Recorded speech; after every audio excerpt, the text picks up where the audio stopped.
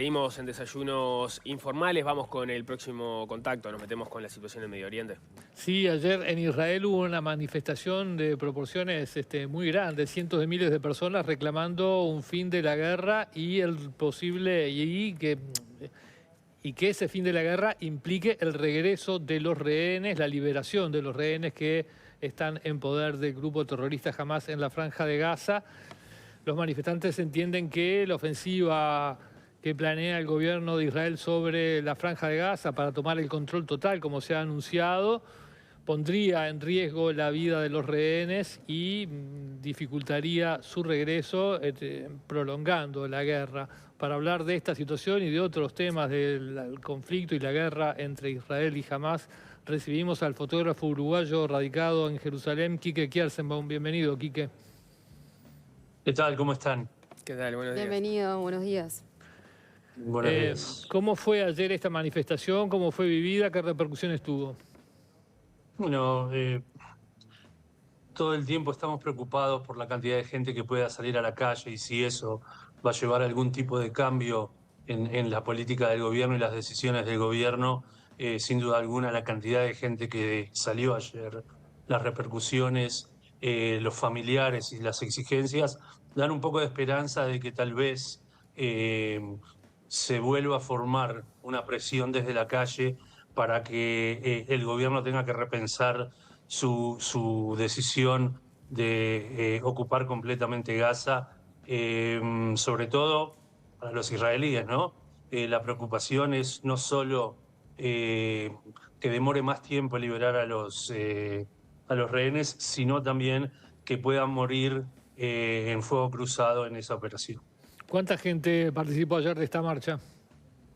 Bueno, hablan de que en Tel Aviv, la marcha principal en la plaza de los secuestrados, había más de 300.000 personas y se maneja que durante todo el día, porque Israel es un país muy descentralizado, entonces las actividades pasan en todas las ciudades y se habla de que se movilizó más o menos 1 millón de personas.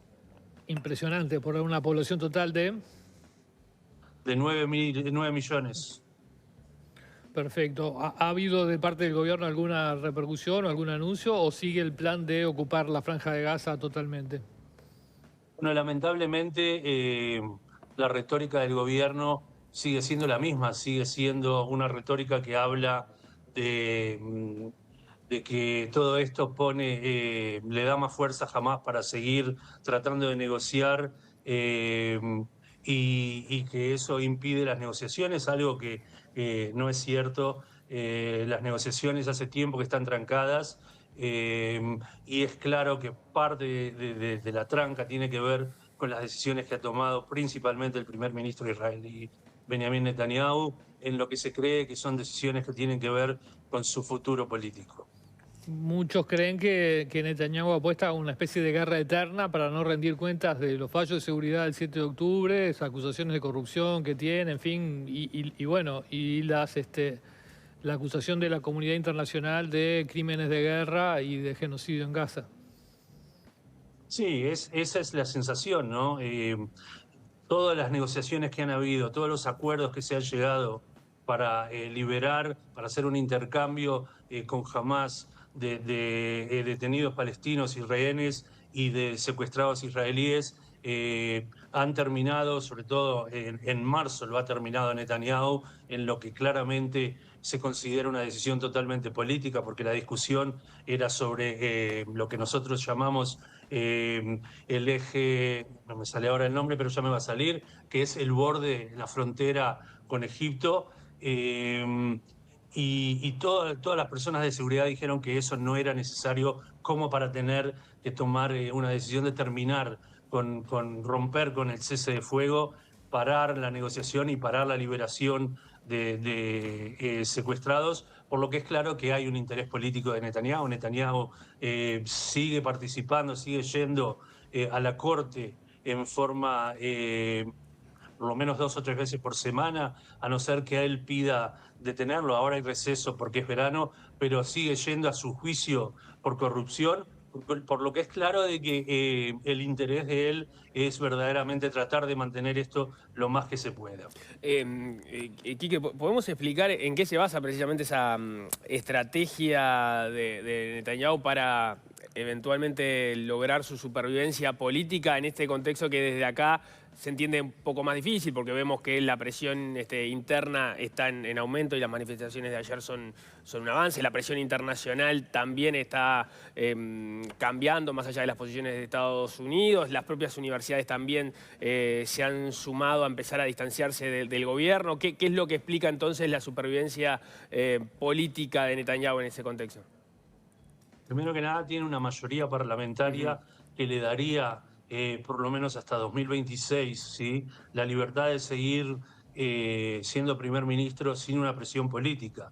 Al tener la mayoría en el Parlamento, con un gobierno que tiene factores de ultraderecha muy radicales, que también sirven para presionar a las medidas que se toman en cuanto a la guerra, pero Netanyahu de esa forma tiene asegurado por lo menos un silencio parlamentario. No hay forma de cambiar esos números hasta que se llegue a la elección.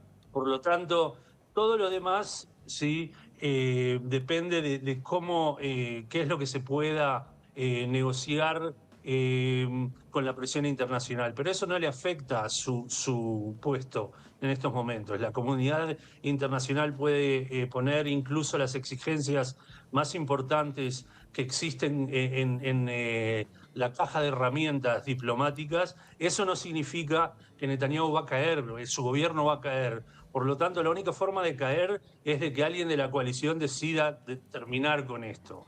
Ahora, para darles un ejemplo, si llega a haber una negociación en donde se resuelva volver a hacer un intercambio de prisioneros, detener la guerra, incluso hablar del fin de la guerra, la ultraderecha va a salir de esa coalición, lo que haría que en forma automática, ¿sí?, se tenga que llamar a elecciones, o casi automática, porque posiblemente, o sea, los distintos partidos dentro de la oposición podrían apoyar todavía un poco a Netanyahu para que termine con este intercambio de prisioneros y el fin de la guerra. Pero al tener esa seguridad, creo que me parece que es lo que es difícil de entender de allá. La presión en la calle no cambia las voces en el Parlamento. Netanyahu tiene una coalición que entre ellos están los ultraortodoxos religiosos y la ultraderecha. Entonces, tiene asegurado, tiene una alianza ideológica que le viene muy bien y que le permite de alguna forma mantenerse empujando todo lo demás para adelante. Las protestas de ayer estuvieron también organizadas, y esto es un elemento llamativo, por el Foro de Familias de Rehenes. Me pregunto yo qué impacto tiene esto a nivel social, sobre todo frente al relato que el gobierno de Netanyahu se preocupa por instalar, que es el de la unidad nacional, ¿no? Bueno, es una trampa un poco, ¿no? Primero que nada, el Fórum de las Familias es un fórum que viene manejando casi todas las manifestaciones importantes desde el 7 de octubre.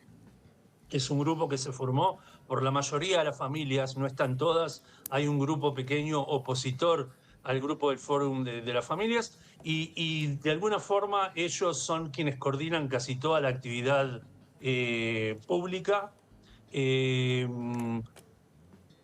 Pero la verdad es que también en eso ha entrado la división. Hay que tener un detalle importante que me estaba faltando.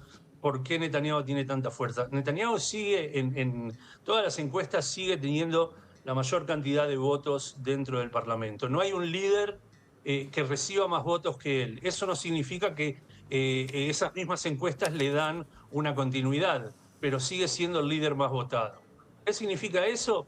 Que después de 2 años casi del 7 de octubre, y en Uruguay eso es difícil de ver, pero se ha desgastado también mucho la imagen de las familias de los secuestrados. No es verdad que todo el mundo los apoya. Hay un grupo importante dentro de la sociedad que de alguna forma los acusa de haberse convertido en un grupo político, un grupo que está en contra de Netanyahu, y eso afecta muy mal al Fórum porque hay que entender que en el Fórum hay familias que todavía tienen secuestrados, que parte de ellos, 20, están vivos, los otros son personas que han muerto y que quieren recibir sus cuerpos para poder enterrarlos. Pero además son comunidades. O sea, esa gente que murió, murió en comunidades pequeñas, entonces todos se conocen. Recién estaba viendo un video de una chica que fue liberada en el último acuerdo que se hizo y que su pareja está todavía allá, y ella hablaba justamente de la dificultad que tiene de planear la vida cuando una parte de ella todavía sigue en Gaza. Pero en la calle eso no todo el tiempo se respeta. Es algo que se ha politizado en una forma hasta sorprendente, ¿no? Algo que parecía unificar. Netanyahu no quiere unificar el país. Netanyahu últimamente está dando mensajes cada vez más claros, que hay parte de los israelíes y que hay parte de la oposición que lo único que quieren es hacerlo caer a él y que no les importa nada más. Y los mensajes son mensajes muy divisorios. Estábamos viendo recién imágenes de los últimos videos que se conocieron sobre los rehenes, con 2 rehenes muy flacos, en una imagen muy deteriorada de su salud, uno de ellos cavando lo que decía que era su propia tumba. ¿Qué impacto tuvo la difusión de estos videos en Israel? Bueno, te podés imaginar que en el colectivo inmediato, ¿no? Esas imágenes, sobre todo la imagen de Eviatar David, es una imagen que automáticamente nos lleva a todos a imágenes del Holocausto, y fue visto como algo muy duro, ¿no? Yo estoy en contacto desde el comienzo con el hermano de Eviatar y lo hemos entrevistado estos días.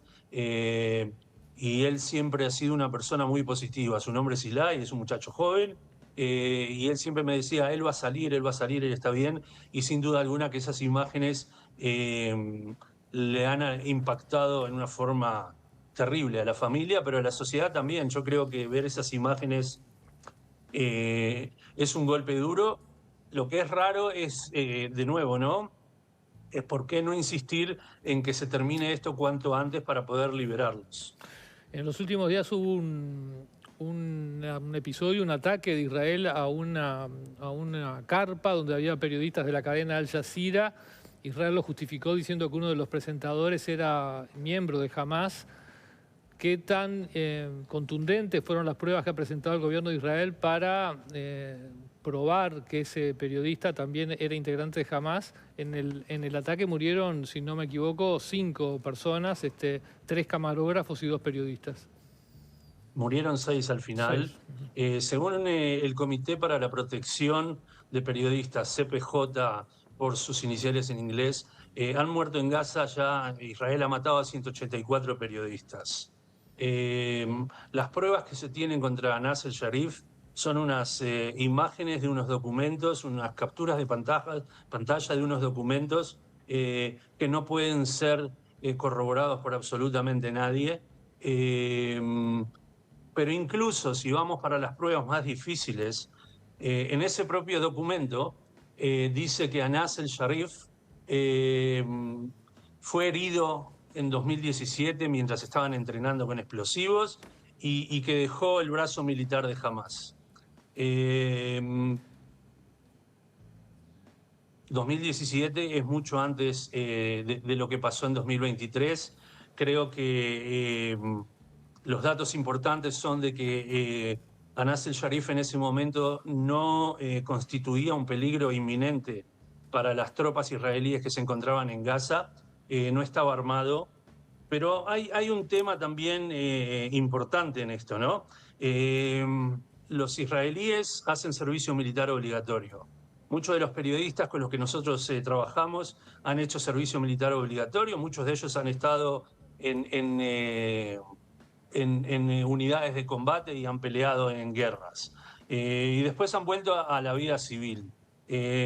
Según el Comité de la Protección de Periodistas y la ley internacional, quien es un periodista, quien no es un militante o un soldado, es un civil, y eso corre también para los periodistas. Y matar civiles es un crimen de guerra. Creo que no se han presentado pruebas, han muerto 6 personas, son 4 del equipo de Al Jazeera y 2 periodistas freelance en ese ataque. Me parece que Israel no tenía suficientes motivos o suficientes razones para explicarle al mundo por qué tenía que disparar, bombardear al equipo de Al Jazeera. ¿Y qué hay de las otras 5 víctimas?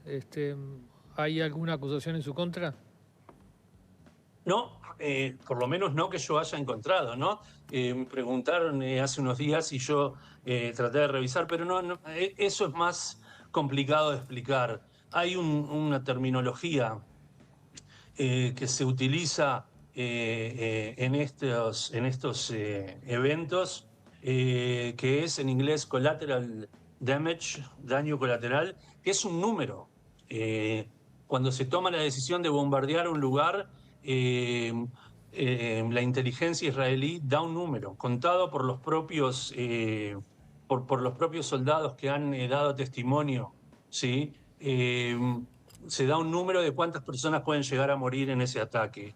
Me imagino que el collateral damage de ese ataque eran otras 5 personas, que dentro de lo que está pasando en Gaza últimamente es un número que hasta puede haber sido incluso bajo, con lo terrible que suena. ¿Eso se cuestiona? ¿Es un tema que está en debate en Israel? ¿Se cuestiona? ¿Hay gente que lo critica? No, los que más lo critican, ¿sí?, son sobre todo los soldados que han servido en el ejército y han decidido romper el silencio, contar su historia dentro de lo que hicieron en las distintas operaciones. Ahí es donde más se discute ese tema, pero en esta guerra no se discute absolutamente nada, porque hay una filosofía en Israel que mientras estamos en guerras hay cosas que no se tocan. Es más, todavía no se ha podido llegar incluso a la decisión de nombrar una comisión parlamentaria investigadora de los sucesos del 7 de octubre para saber quién es el responsable, qué fue lo que falló. Bueno, hasta ni siquiera eso se ha podido llegar. ¿Y quién es la persona que más detiene ese proceso? El primer ministro Netanyahu. Ahí en un primer momento, el 7 de octubre, del momento de shock de todo lo que habíamos visto, lo que había ocurrido, había circulado la noticia de que Egipto había avisado horas antes a Israel. ¿Eso se pudo comprobar o eso era falso o era verdadero? Bueno, como te dije recién, Leo, todavía no estamos en una situación en la que podemos saber, ¿sí?, cosas oficiales, ¿sí?, entender a nivel oficial qué es lo que se sabía y lo que no se sabía. Eso va a tener que ser investigado, y eso porque te imaginarás, entre otras cosas, hay mucha responsabilidad tanto en los altos cargos militares como en los altos cargos políticos. Entonces, todo ese tipo de información, lo que más escuchamos son rumores. Nadie ha informado en forma oficial si se tenía información, si no se tenía información. Las primeras investigaciones, el ejército ha hecho unas investigaciones específicas sobre las comunidades que fueron atacadas, pero más que nada concentrados en la forma de que se respondió a esos ataques, y no sobre si había suficiente inteligencia. Pero yo creo que y otra vez, esto es un poco un análisis personal, ¿no? Pero a mí me parece que por sobre todo la soberbia fue la que causó la falta de inteligencia ese día, la falta de información. Hay mucha gente que habla de teorías conspirativas y la soberbia por sobre todo la forma en que se manejó, ¿sí?, la guerra, o sea, no la guerra, la información que se tenía con Hamás y las capacidades que podía tener Hamás, sí se manejó con soberbia. Y lo más fuerte para analizarlo es entender que el mismo ejército que creía como lo dijo el primer ministro, que jamás eran unos salvajes en chancletas y con Kalashnikov, se refirieron en una forma totalmente diferente a Hezbollah, donde lo veían como un enemigo peligroso y se manejó totalmente la forma de responder y vimos los resultados. Y lo mismo con Irán, ¿no? Que se lo manejó también como un enemigo al cual había que tenerle cuidado, había que prepararse, y los resultados fueron claros. Nosotros estamos hace ya 22 meses en esta guerra y el ejército sigue hablando de terminar con Hamás. Y yo me pregunto, ¿qué significa terminar con Hamás? Porque la guerra con Hezbollah duró 2 meses y en 2 meses se llegó a un acuerdo. Hezbollah sigue en pie, tiene armas, sí, perdió totalmente su liderazgo y perdió un montón de armas en el sur, pero al norte del Litani nadie sabe cuántas armas tiene, pero están ahí y eso significa que no se terminó con el enemigo, sino que se achicó su posibilidad de hacer un ataque inmediato, pero que en el futuro podría volver a formarse. Lo mismo en Irán, se mata a toda la cúpula militar, se mata a los científicos Del plan nuclear. que manejaban todo el tema de nuclear, pero el régimen sigue siendo el mismo. Las armas, el conocimiento, las armas, la posibilidad de volver están ahí. Entonces yo me pregunto, ¿qué significa entonces terminar con Hamás? Sinwar está muerto hace rato, ¿sí?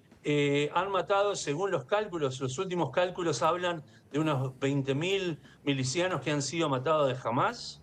Entonces no termino de entender qué significa terminar con Hamás en ese sentido. Te devuelvo un segundo al tema del daño colateral, porque precisamente la cantidad de muertes civiles ha sido uno de los temas de discusión en todos estos meses. He escuchado en algunas entrevistas que se ha elevado el número admisible de muertes por daño colateral en las operaciones, incluso con manejos de inteligencia artificial. Me gustaría que nos cuentes un poco qué es lo que vos sabés a propósito de eso. Totalmente. Bueno, yo lo que sé es lo que se ha publicado. Pero principalmente uno puede ver que cuando se intenta matar a un líder importante de Hamás, la cantidad de gente que muere en ese bombardeo, ¿sí? Es muy grande, muy grande. Estamos hablando incluso, creo que fue Mohammed Def, pero no estoy seguro, creo que hubieron 200 muertos, ¿sí? Quien da la orden, ¿sí?, para que se dispare, tiene ese número de daños colaterales sobre la mesa. Acá no hay un error de que no se sabía, ¿sí? Más que nada porque se cambió la política también. En los enfrentamientos anteriores con Hamás en Gaza, en las guerras o como lo quieran llamar, porque yo no creo que en los ataques israelíes y los conflictos que ha tenido con Hamás existían formas de avisar, por ejemplo, que iban a atacar a un edificio determinado, ¿no? Se llamaba golpear en el techo, ¿sí? Y se disparaba un pequeño explosivo que hacía ruido en el techo y la gente sabía que tenía que volar antes de que cayera la bomba. Eso no existe. En Gaza ahora se dispara sin ningún aviso. Desde el 7 de octubre, en ese sentido, se cambiaron las políticas en forma inmediata. Entonces, lo que yo sé, publicado por un periodista amigo que se llama Yuval Abraham Ken, fue quien publicó el tema de que se está utilizando inteligencia artificial para disparar a objetivos y que posiblemente la inteligencia artificial no sabe cómo manejar exactamente quiénes son las personas que pueden ser dañadas en ese ataque y por eso los números tan grandes. Quique, tenemos que cerrar. Me gustaría hacerte una última pregunta porque nos quedan pocos minutos. ¿Cuál es tu opinión sobre cómo los medios de comunicación uruguayos están cubriendo la guerra? Mirá, no sigo mucho a la prensa uruguaya porque vivo muy lejos y sobre todo porque los horarios son totalmente diferentes. Yo creo que hay una ley básica, ¿no? Y es que la ley básica tiene que ser que si vos creés un solo relato de esta historia, de un solo lado, te ganó la propaganda. Si vos sos periodista y creés que solo una parte tiene la verdad, te ganó la propaganda. Y que nuestra obligación es buscar datos, buscar fuentes, ¿sí? Buscar testimonios y sobre todo creo que no solo... Me parece que hay una discusión poco seria en el sentido de la falta de información que hay con respecto a todo lo que está pasando cuando todos tenemos esto, ¿no? Y con esto todos podemos acceder a casi toda la información del mundo y sin embargo muchas veces se limita la forma de cubrir o la discusión a algo muy chato, muy poco profundo y es una lástima. ¿Y la prensa europea y la israelí? Bueno, son dos cosas totalmente Sí, yo diferentes, sé. ¿no? La prensa israelí tomó una decisión el 7 de octubre muy parecida a la que tomó la prensa norteamericana el 11 de septiembre, que es nosotros no vamos a informar, sino que nosotros vamos a ser parte de esta guerra. Y eso significa contar las cosas de una forma determinada. Y hoy en día la población israelí está muy poco informada por lo que está pasando, por eso cuando sale al exterior o cuando ve las reacciones de la gente, ¿sí? La gente no puede creer por qué la reacción es tan hostil. Ahora, lo mismo que dije antes, todos tenemos esto. Si ellos hubieran querido buscar información, la información estaba ahí. No hablamos de lo que es cubrir en Gaza, pero es un tema importante para lo que tiene que ver con la prensa europea. Yo creo que yo trabajo para, sobre todo, medios británicos, pero no solo. Y me parece que se ha hecho un trabajo mucho más importante. El 7 de octubre, cuando empezó todo esto, armamos un equipo con los medios con los que trabajo y el 8 ya estábamos en el terreno y no paramos de cubrir en el terreno lo que estaba pasando, contando absolutamente lo que estaba pasando en cada uno de los lugares, ¿sí? Yo estuve, les puedo hacer la lista de los lugares, ¿sí? Por donde pasamos los primeros días, lo que nos encontramos, lo que vimos. Muchas de esas cosas no me las voy a olvidar nunca más en mi vida. Y si hubiera tenido que elegir, hubiera preferido no encontrarme con ese tipo de cosas. Pero es parte de lo que hacemos. Estamos viendo, Quique, fotos tuyas, tu imagen y al costado fotos que tomaste del 7 de octubre y creo que otras en Gaza, no estoy seguro.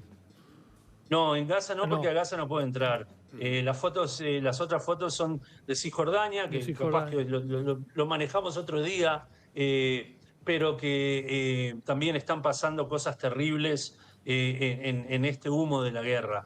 Creo que la prensa europea está haciendo un buen trabajo, como todas las cosas, ¿no? Hay mejores y hay peores, pero que se está invirtiendo una cantidad de esfuerzo y de profesionalismo para tratar de contar esto en una forma que no esté manejada por la propaganda del uno y del otro, sino que trate de entender y trate de también llamar a las cosas por su nombre, que eso es importante. Y es algo que no tocamos, ¿no? Pero que las cosas tienen nombre y los crímenes de guerra tienen nombre y los crímenes de lesa humanidad tienen nombre y muchas otras cosas, limpiezas étnicas en zonas determinadas de Cisjordania, tienen nombre y los asesinatos de Hamás y prender fuego a las casas donde vivían familias y secuestrar ancianos y secuestrar niños, todo eso tiene nombre, todo eso no se puede manejar como algo así general, como un partido de fútbol de una liga muy mala, ¿no? En donde estás conmigo o contra mí. Yo creo ¿Y para que vos todo cuál esto... es el nombre de lo que está pasando en Gaza? No, lo que yo dije es lo que lo nombré, ¿sí? Es exactamente lo que nombré. Hay crímenes de guerra, hay crímenes de lesa humanidad y después se verá, ¿no? Hay gente, porque yo sé para dónde vos apuntás y no voy a llegar ahí, te voy a decir por qué. Me interesaba tu opinión por eso mismo. Sí, yo no voy a manejar el tema de genocidio en estos momentos, porque yo creo que genocidio es una definición legal que la tiene que tomar, ¿sí?, jueces internacionales que puedan analizar absolutamente todo lo que ha pasado, cómo se han tomado las decisiones, ¿sí? Y en el momento que ellos decidan, para mí es suficientemente una buena decisión para poder llamarlo. Hay organizaciones de derechos humanos israelíes que ya lo han llamado genocidio, es verdad. B'Tselem ha llamado esto un genocidio. Hay otras organizaciones, los doctores por los derechos humanos también lo han llamado genocidio. Yo todavía guardo la decisión al momento en que la Corte Internacional o quien sea que tenga suficiente herramientas legales, ¿sí?, se defina para poder definirme también. Bien. Quique Kersenbaum, muchas gracias por habernos atendido. Muy amable. Muchísimas gracias. No, por favor, un gusto. Gracias. Chao.